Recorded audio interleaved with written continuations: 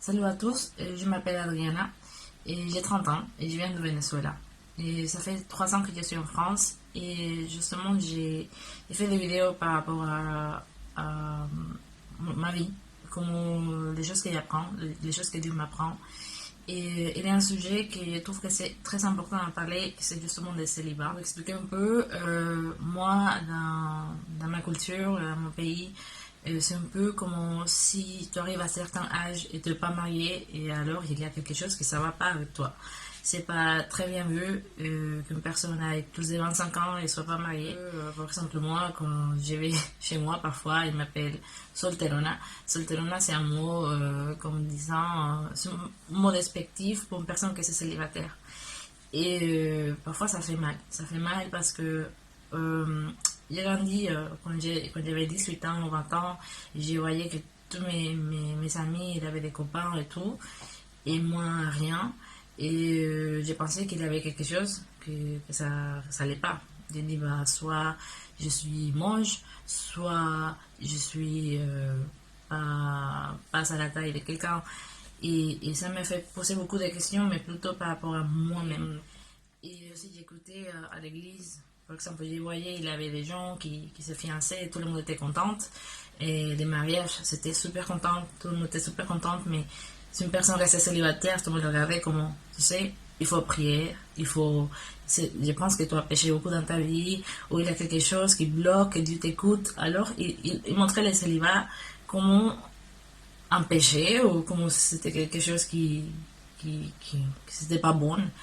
Et en gros, j'ai regardé avec cette idée jusqu'à il y a 3 ans ou 12 ans que j'ai rencontré une fille qui parle justement d'avoir une perspective biblique par rapport au célibat. Et je trouve que parfois notre christianisme, parfois c'est basé sur des promesses, sur des choses que Dieu peut me donner, mais pas forcément de la vérité que c'est dans la parole de Dieu.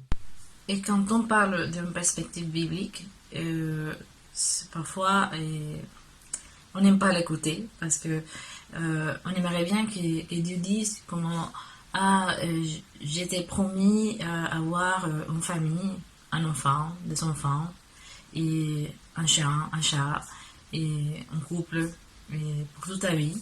Mais en fait, c'est pas ça que la Bible dit. Et parfois, on vit notre christianisme d'une façon comme j'attends la promesse, les promesses que Dieu me donne. Et, et, et qu'est-ce qui se passe s'il ne me donne pas? C'est que j'attends. C'est où ma foi à ce moment-là. Et moi, ça m'est déjà arrivé. À un moment de ma vie, à un moment donné, Dieu m'a dit non. À une chose que j'ai vraiment voulu. Et Dieu m'a dit non. Et moi, à ce moment-là, je me suis rendu compte que c'était un peu pour moi-même, pour me dire, ok, il me dit non.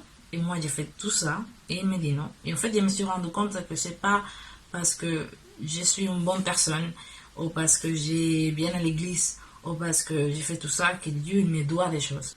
Dieu m'a déjà donné la chose la plus importante. Et toutes les promesses sont là, sont dans une seule personne, et c'est Jésus. Déjà, il m'a donné son fils. Et il a donné son fils pour moi. Il est mort, il est ressuscité. Il m'a donné comme un cadeau la vie éternelle. C'est pas une promesse d'avoir un mari ou d'avoir des enfants ou d'avoir une voiture ou de l'argent ou voyager partout le monde.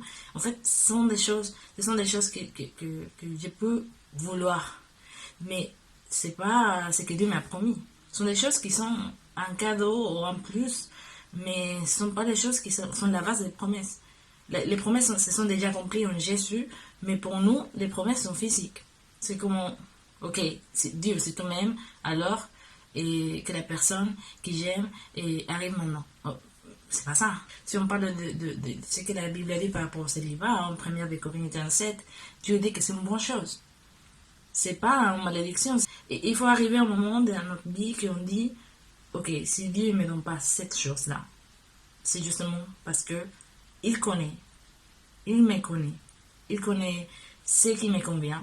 Et en fait, s'il décide que c'est un non pour moi, alors Dieu lui fait confiance. Et je crois que d'arriver à ce moment-là, c'est hyper difficile. Et c'est simplement le Saint-Esprit qui peut nous aider à arriver à ça, pour bien vivre notre vie. Et une des choses que j'ai appris, c'était que j'avais ma vie en attente. Je me suis dit, les jours où j'ai un une famille, les jours où j'ai trouverai le travail de ma vie, les jours, et en fait, Dieu me disait, alors, mais la vie c'est maintenant. Alors si je te donne jamais un mari, tu vas jamais vivre. Tu vas vivre ta vie dans son, pas à plénitude, mais, et c'est pas la vie que j'ai appelé à avoir. Je suis venu, je suis mort à cause pour te donner la vie. Mais toi, pour toi, la vie, c'est trouver un mari. Alors, c'est quoi ça? Alors, pour moi, c'était quelque chose qui m'a... C'était compliqué à apprendre. Et c'est encore compliqué, parce que je pense que notre cerveau, il est limité. Mais c'est justement ce qu'avec l'aide de Dieu qu'on peut comprendre ça. Et c'est pour ça que j'ai fait cette vidéo. Justement, c'est pas pour vous juger ou pour vous dire quelque chose. Non, c'est justement parce que j'ai appris dans ma vie et je continue à apprendre parce que c'est pas quelque chose qui s'est déjà gagné. Mais c'est aussi un rappel pour moi parce que je sais que Dieu ne m'a pas promis des choses que peut-être je veux, mais il a dit qu'il m'aime, qu'il y a, il y a des bonnes choses pour moi et je crois en ça. Et j'ai fait confiance à ce qu'il a pour moi dans ma vie.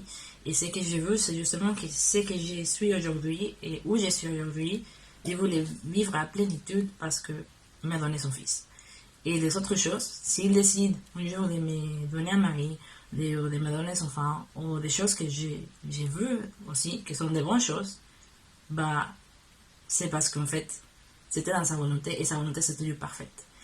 Et voilà, alors je voulais partager ça avec vous et merci de m'avoir écouté et bon, merci d'arriver jusqu'à là.